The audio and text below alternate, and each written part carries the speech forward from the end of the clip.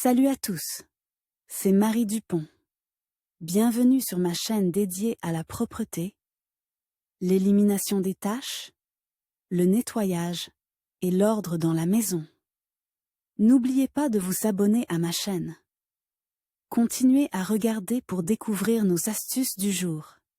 C'est Dans parti. le cas de la réparation du toit ou de la construction d'un nouveau toit, les processus de travail diffèrent légèrement. Ce travail, malgré son apparente simplicité, nécessitera des efforts physiques, de la minutie et une certaine habileté. Il est donc préférable de faire confiance à des professionnels. Si vous décidez de travailler seul, il est nécessaire de suivre un certain ordre d'action. Il faut d'abord déterminer quels sont les outils et les matériaux nécessaires. Vérifiez les prévisions météorologiques pour la période des travaux. En effet, une pluie inattendue peut non seulement être néfaste, mais aussi augmenter le risque de blessures et compliquer considérablement le travail. Consultez le catalogue des matériaux de couverture sur le lien https://xn80 arfqsgdqnx6 mabif xnp1 et catalogues à bord. Lors du remplacement de l'ancienne couverture, il est nécessaire de vérifier l'état des chevrons, des pannes et d'identifier les fragments qui doivent être enlevés et de nouveau installés. Lorsque l'on utilise une toiture souple comme nouvelle couverture, l'ancienne toiture peut être conservée et servir de base. Si l'on opte pour d'autres types de couverture, l'ancienne toiture et les restes de ses fixations sont enlevés. En outre, tous les chevrons endommagés et inutilisables,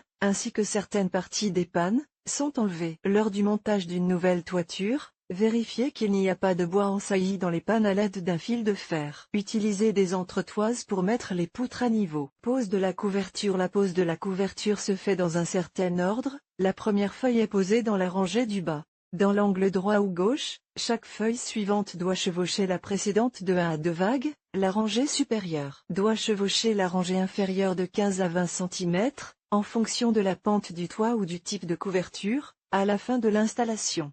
Si nécessaire, le fêtage doit être posé. Lors de la pose de la première feuille, il est important de vérifier sa bonne position. Si elle est mal posée, l'ensemble de la toiture sera de travers. S'il est nécessaire de couper les tôles de rive lors de travaux sur des toits en croupe ou à 2 ou 4 pentes, ces tôles sont installées à la toute fin des travaux. Lors de la fixation du revêtement, vous pouvez utiliser de la ficelle afin que les éléments de fixation tels que les clous, les vis, s'alignent en ligne régulière.